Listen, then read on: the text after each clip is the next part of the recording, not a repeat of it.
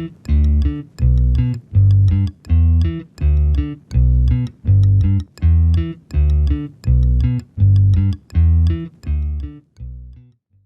name is JB or Jenna Brown. I use both they and he pronouns. I live on the road in a converted school bus. I'm from the Philadelphia area originally, Lenai Lenape. And I am a full spectrum doula and educator, which encapsulates both what I do and my career path, as well as my hobbies and interests. I definitely feel that like people and relationships are a special interest to me, as is sexual and reproductive health and all things related to gender affirming practice in everyday life and in those fields. Um, yeah, that's who I am.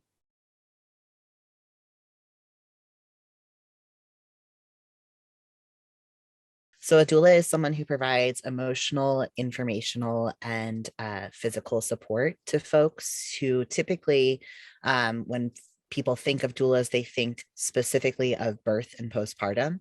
The term full spectrum was coined to signal that in this very like birth centric field of work, particular individuals were in support of abortion and could provide support to folks who are accessing abortion. So full spectrum is typically associated with meaning like the full spectrum of pregnancy outcomes, including full term birth, as well as loss, miscarriage, stillbirth, and abortion. I use full spectrum to like encapsulate a little bit even more of a wide range of potential transitions that people may move through related to their reproductive health and their identity. So I think about like the full spectrum of human experience and where there are areas that people could really use a witness, some care, someone who's not afraid of what they're moving through, and someone who has some experience supporting people with whatever kind of transitional experience they're going through. And so that's not to say that I don't serve people who are giving birth. I certainly do. At this point in my career, the majority of my work is around preconception and around gender transition, though I still do support people who are giving birth and finding themselves in the postpartum period as well.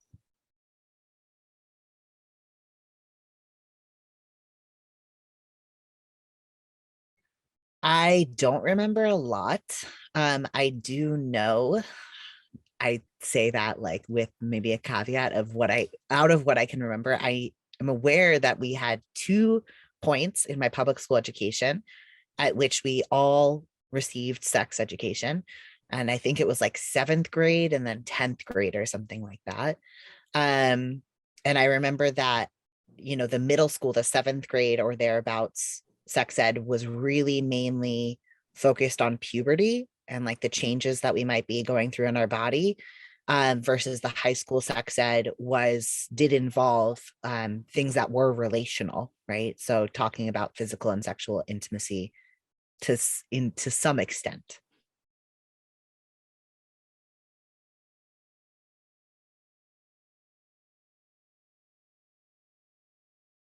I guess abstinence plus is the closest, but it's probably somewhere in between.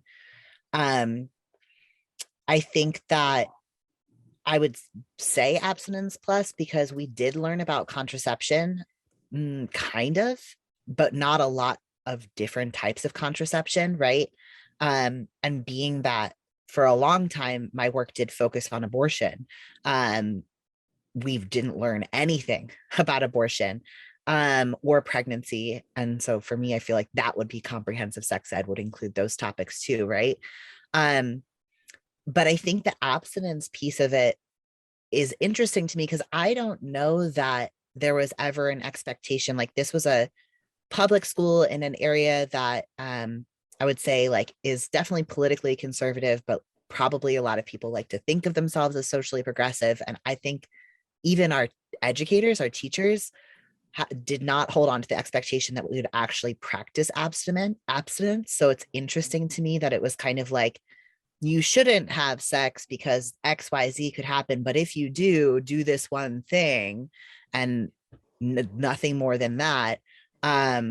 but also like tied to that abstinence plus kind of mentality is like, where was the room for, okay, at some point you're not going to be abstinent anymore. Like, what will I need to know then beyond just use a condom if you do have sex?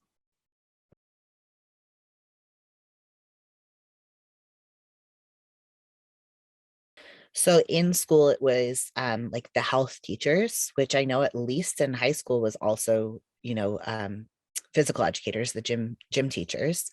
I'm assuming the same is true in middle school, but I honestly don't remember. Um, Outside of school, I, like many people who were socialized as girls, was handed that American Girl doll book about my body. And the tone was very like removed from anything. Like there was no, if you want to talk about this or if you have questions. And the I was also taken to Planned Parenthood, like at age 14, just to get birth control. And there was also like not, it didn't feel like a collaborative decision. It didn't feel like something that was explained to me. It was like my parents had decided that this is something they were going to do, is take me to get birth control. I don't know why there and not through my primary care. Definitely some questions I could ask them about that at this point, but um yeah, it was the tone was removed. The delivery was just like very like, this is a thing you do, you're at this point, you're supposed to engage with this topic, but we don't really know how to go about that.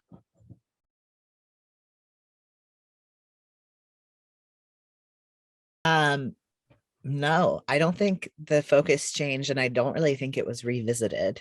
um yeah, like not at all, besides what was mandated in school and just kind of those steps my parents took of like, here's a book, here's this appointment that we're taking you to. And like, I was sexually active as a teenager, and there's no way my parents weren't aware of that. There's just like, I wasn't sneaky. I maybe thought I was Right. sneaky. um and yeah, it was not revisited. There weren't like kind of wellness checkpoints or, again, like opportunities to ask questions along the way. It felt very isolating.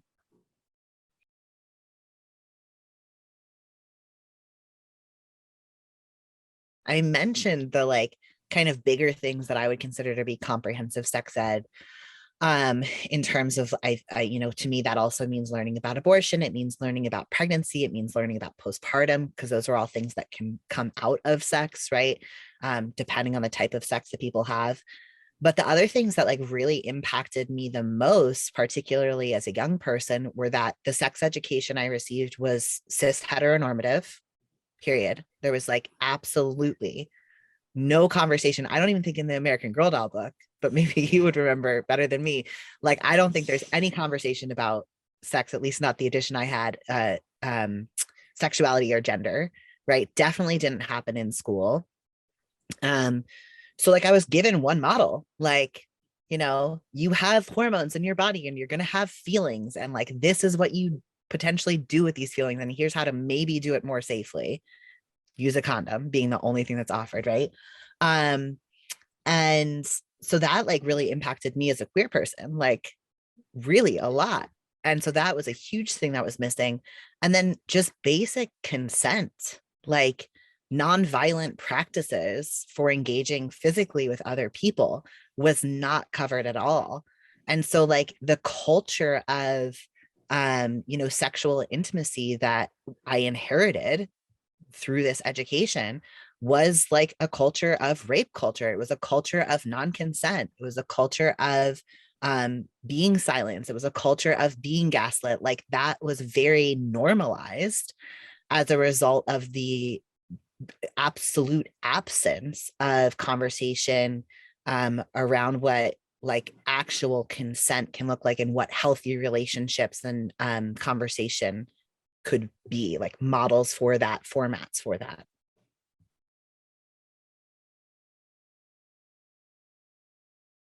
I mean, it definitely made me feel like there was something wrong with me um for being queer. Like, there wasn't even space for that. And it also, in terms of the lack of comprehension that was involved in that, I was someone who got pregnant as a minor in a state where you can't, by default, access abortion as a minor. And I didn't know that's what was going to happen. Right. And so I think that particularly that interests me if there was more of this abstinence focus, right? Um, that that could be a really good way to deter someone from accidentally getting pregnant is like, if you accidentally get pregnant and you're under 18 in this state, it's going to be really hard for you to access abortion if that's what you want to do. And it's going to cost a lot of money, right? Um, and so that really like I had no idea. I had no idea um what kind of procedures existed. I had no idea that like medication abortion was a thing. I just had no clue. Um and I've been talking about this in a few different spaces recently. In some ways, I was very fortunate that there were older people in my life that were not my parents who were helpful to me in that moment. And in some ways, that was not such a great thing. But I just like, I went through that moment having absolutely no clue what I was doing. And that was like a catalyst. That was really what like started me on the work that I do now in ways that I wasn't conscious of at the time. And so in terms of like the impact of what the impact it's had on my life, it's been both positive and negative, I would say, at this point. But like that was a traumatic thing to go through that I was absolutely not prepared for.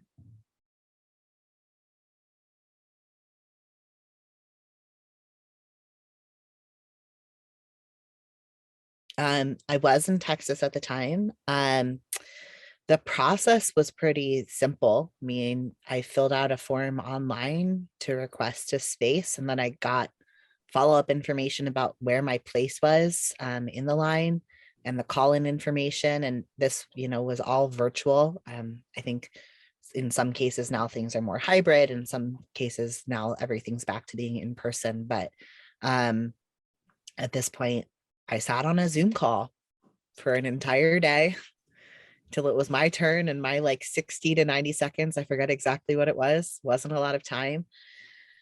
Um, and so I think the advice is just like expect it to take forever and be patient. Um, I want to acknowledge that in that, like, this is not an accessible process for most people. Having to take off work or having to find childcare or for things that are happening in person, getting there and staying there physically, it's just really, it shouldn't be this hard.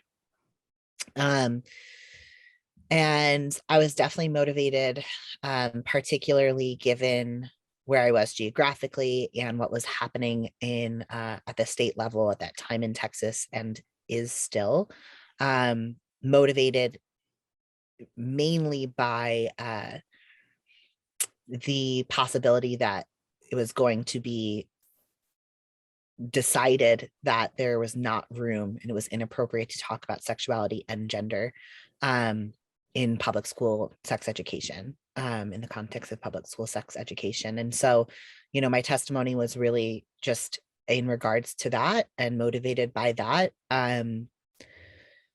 It's a life-saving educational intervention to give kids access to affirmation and to models of what it can mean for them to be queer in a culture that is definitely dominated by cis hetero norms. So yeah, in this particular case, this was specifically in relation to the city of Austin, and they unfortunately did not pass comprehensive sex ed at that time, which was really wild to me because I sat on those calls all day, and just anecdotally, and I'm sure there's actual data from that particular call and that day, but almost everyone who spoke was in favor of comprehensive sex ed.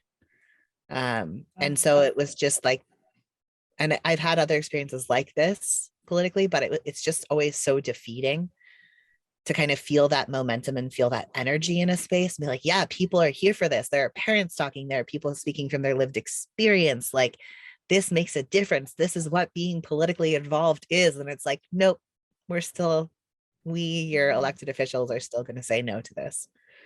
So that's always tough.